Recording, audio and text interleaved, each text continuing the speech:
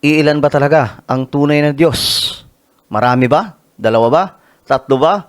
O iisa lang? Ngayon mga sangkay, patutunayan po natin sa pamamagitan po ng Biblia ang deklarasyon ng Biblia kung iilan lang ba talaga ang Diyos. Yo guys, this is me. We are back dito sa ating YouTube channel. Sa mga hindi pa po dyan nakakapag-subscribe, isubscribe nyo na po itong ating YouTube channel kung gusto nyo po ng mga ganitong klaseng content about end time events at about po sa pagtuturo ng salita ng Diyos na kapupulutan po ng kaalaman at aral.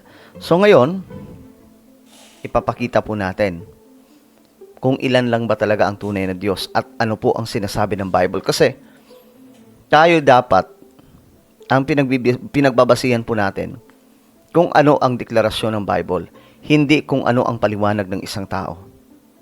Kasi tayo, mga sangkay, limitado yung kaalaman natin.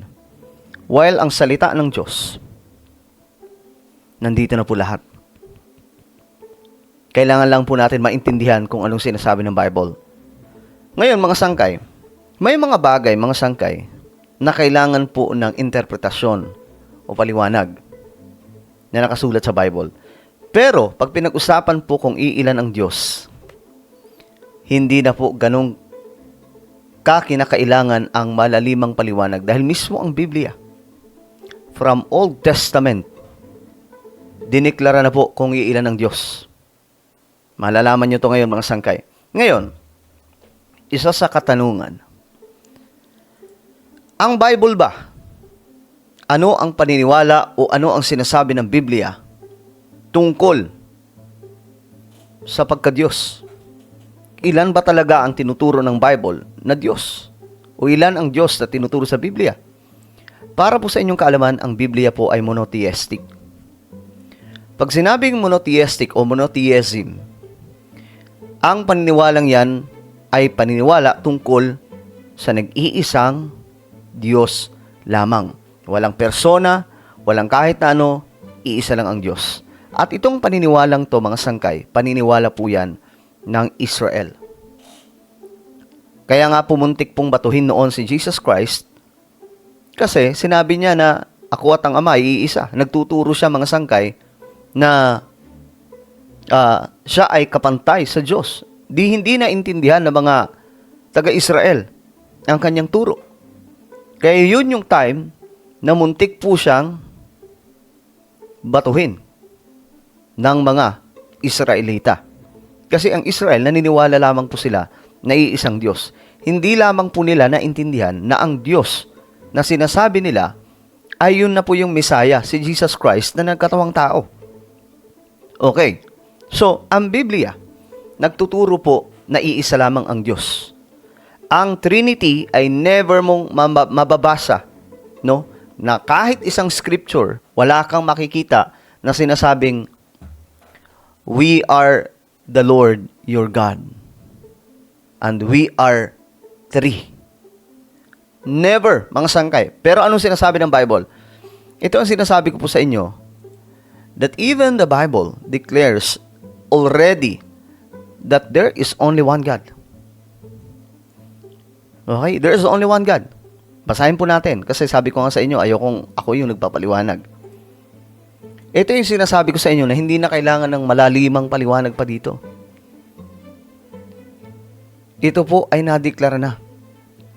Isaiah 45:5, Old Testament, sabi ng Bible, I am the Lord, and there is none else. There is no God beside me. Ngayon, mga sangkay, ang paniniwala ng Trinitarian, mayroong tatlong persona ang Diyos. Ito baka may mga Trinitarian na nagsisimba pero hindi alam ito. Nagji-Jesus kayo pero hindi nyo alam na tatlo palang persona ang sinasamba o pinaniniwalaan ng Trinity doctrine. I'm not here anyway to debate anyone. Anyone, mga sangkay. Kahit sino, hindi ko pinatatamaan. Pero gusto ko lang ipaalam ito kasi kumalat to. Trinity versus oneness. Ano ba talaga ang tinuturo ng Biblia? Now, let the Bible speaks. Let the Bible confront us I am the Lord, and there is none else. There is no God beside me. Kailangan pa ba natin ulitin yan? Klaro pong tinutukoy ng Biblia. Now, who is that Jesus? Siya ba ay, kung sinasabi na wala nang ibang Diyos, paano yung paniniwala ng Trinity doctrine na naniniwala sila na si Jesus ay i-separate? Separate God. At may mga pagtuturo pa nga po mga sangkay na si Jesus po ay hindi kapantay. Pero sa Trinitarian mga sangkay, tatlo sila na magkakapantay. Pero ang sabi ng Bible, I am. Hindi sinabi ng Bible na we are the Lord and there is none else. There is no God beside us. Hindi sinabi ng Bible na ganun. The Bible declares, I am the Lord and there is none else. There is no God beside me. That's the reason yung Israelites, naniniwala sila na iisa lang ang Diyos. Kahit ngayon, pumunta kang Israel, kausapin mo ilan ang Diyos. Pag sinabi mong tatlong ang Diyos, pagtatawanan ka nila. Okay? Ngayon, mga sangkay, ano pa? Sabi ng Bible, ito, marami ito mga sangkay. Isaiah 44:6, para mas malinaw. Thus saith the Lord, the King of Israel, and his Redeemer, the Lord of hosts, I am the first and I am the last, and beside me there is no God. You see? Beside me there is no God. I am the first, and I am the last. And beside me, ibig sabihin, yung kanan ko, yung kaliwa ko, wala yan. Walang Diyos dyan, kahit isa. Beside me there is no God. Now, who is Jesus? Ayon sa Bible, Isaiah chapter 9 verse 6, For unto us a child is born, unto us a son is given, and the government shall be upon his shoulder. Ito po ay prophecy na ang Messiah ay isisilang. At ang Messiah na yun ay si Jesus. Ito malinaw na malinaw ha. And his name shall be called Wonderful, Counselor, the Mighty God, the Everlasting Father, the Prince of Peace. Take note the word, the Mighty God, the Everlasting Father. You see? Dito malinaw na mga sangkay. Nung diniklara ng Diyos na sinabi niya na I am the first and I am the last, and beside me there is no God, pinatunayan lamang nito na ang isisilang na naistala mga sangkay sa New Testament na si Jesus, siya po ang the mighty God, the everlasting Father. Ngayon mga sangkay, sabi ng Bible, in New Testament, Ephesians chapter 4 verse 6, one God and Father of all, who is above all, and through all, and in you all. Sa New Testament, pinapakilala doon na ang tinatawag na Father, siya po ay ang God, the Creator. Kaya nga po mga sangkay, si Jesus nag-pray. Di ba, nanalangin si Jesus. Sa pananalangin niya na yun, mga sangkay, pinakilala niya sa lahat na ang Diyos mismo ay ang Ama na naglikha ng lahat ng bagay. These words spake Jesus and lifted up his eyes to heaven and said, Father, the hour is come. Glorify thy Son, and thy Son also may glorify thee. So dito mga sangkay, pinakita niya sa mga disipulo, yung mga tagasunod niya, na ang Father ay itong naglikha ng lahat ng bagay. Ngayon, sinabi ng Bible, one God and Father of all. Iisa lang ang Diyos na siyang Ama ng lahat. Ngayon, ang sinasabi ng Bible, isisilang ang batang ito at siya ay tatawaging the mighty God, the everlasting Father. Dito palang tapos na po ang usapan. Itong Diyos pala na naglikha ng lahat ng bagay ay siyang Ama. Pag sinabing everlasting Father, Ito po ay walang katapusan o walang hanggang Ama. Makapangyarihang Ama. Dakilang Ama. The mighty God, sinabi ba? Kinumpirma po yan mga sangkay ng 1 Timothy chapter 3 verse 16. Ayon sa Bible, eto malinaw mga sangkay, pambihira. Ewan ko na lang kung hindi pa kayo malinawan na ang Bible mula Old Testament to New Testament nagsasabi na iisa lang ang Diyos. And without controversy, great is the mystery of godliness. Ito pakinggan nyo. Kung ikaw ay Trinitarian, pakinggan nyo po ito ha. God was manifest in the flesh. Nagmanifest, nagkatawang tao si Jesus. Sasabihin ng iba, hindi nga po pwedeng magkatawang tao ang Diyos. Kasi siya ay Espiritu.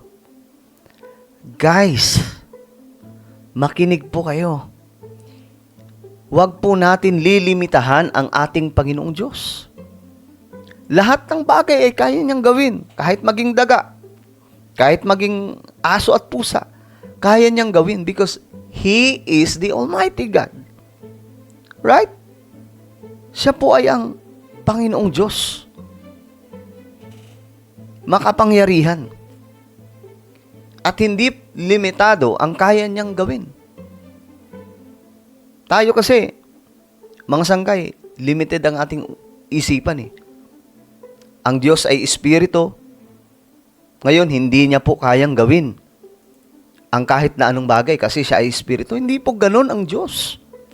Tandaan po natin, naglikha ang Diyos ng lahat ng mga magagandang bagay sa buong universe, sa kalawakan. Tapos ang magkatawang tao, hindi niya kaya. Sinabi na nga po sa Bible, di ba?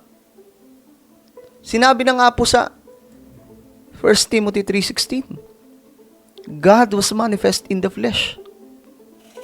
Malinaw na malinaw mga sangkay. Ngayon, ang Bible, ulitin ko, sinasabi po na talaga, I am the Lord, and there is none else. There is no God beside me. At ito pa ang malupit, mga sangkay. Ito, mapunta na po tayo sa conclusion.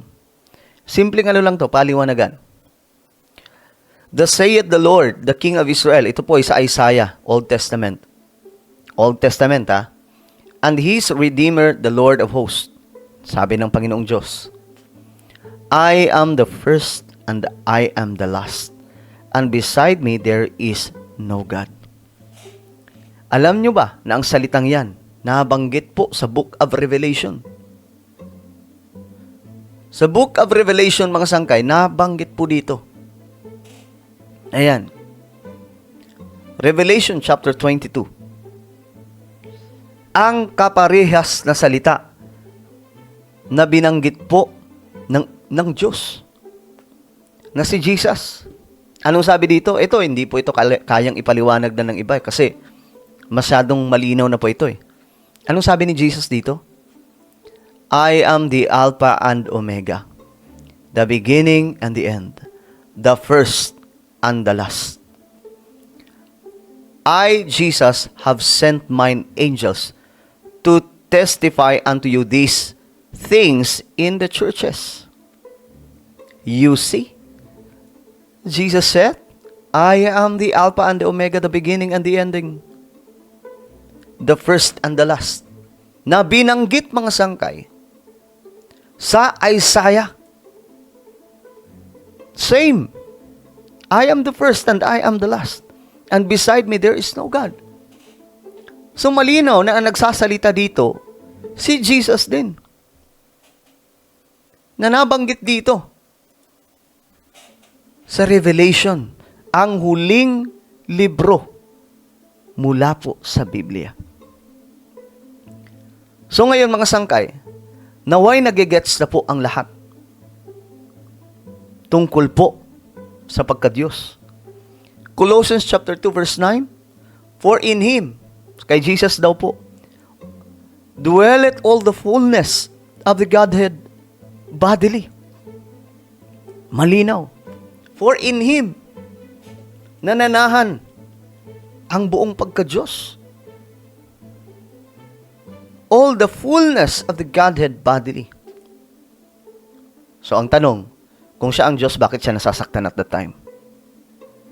Bakit siya nauuhaw at that time? Bakit siya kumakain? Siya po ay tao. Nagkatawang tao po siya. Nasa laman po siya. Kung ano ang nararamdaman po natin, nararamdaman din po niya. Tinukso pa nga po siya ni Satan, di ba?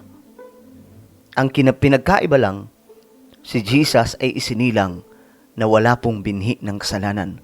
Dahil siya po ay nagkatawang tao, isang Diyos na nagkatawang tao, mga sangkay, na sinabi sa Bible, and without controversy, great is the mystery of godliness.